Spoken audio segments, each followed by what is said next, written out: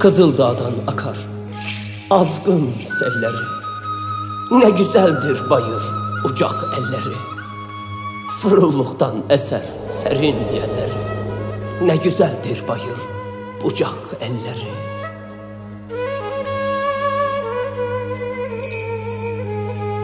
Sulayıp ve turunç denize bakar.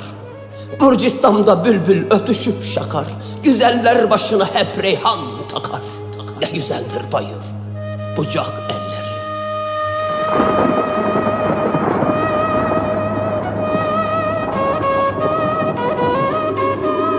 Bayırda koyun kuzular yayılır. Kulcuktan alma her yana dağılır. Peteklerden süzme ballar sağılır.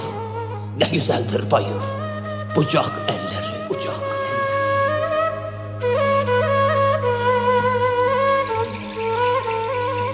Bucakta ağaları paşalar yaşar. Bödrüsü pınarı çağlayıp coşar. Hafız ağa herden imdada koşar. Ne güzeldir bayır bucak elleri.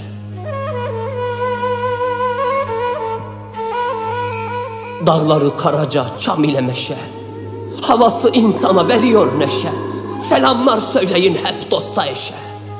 Ne güzeldir bayır bucak elleri.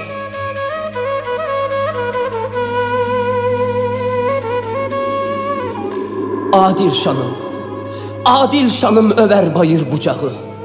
Bayır bucak bize ana kucağı. 1000 yıldır sönmeyen Türkmen ocağı.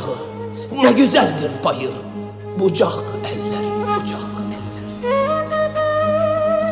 Karlı dağlar karanlığın bastı mı? Karlı dağlar karanlığın bastı mı?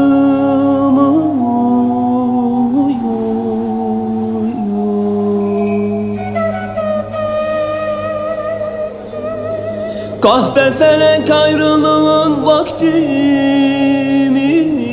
Karlı dağlar ne olur, ne olur, ne olur,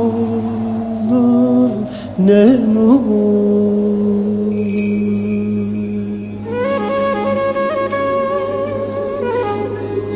Asker ağam gelse yar elerim. Ey oğul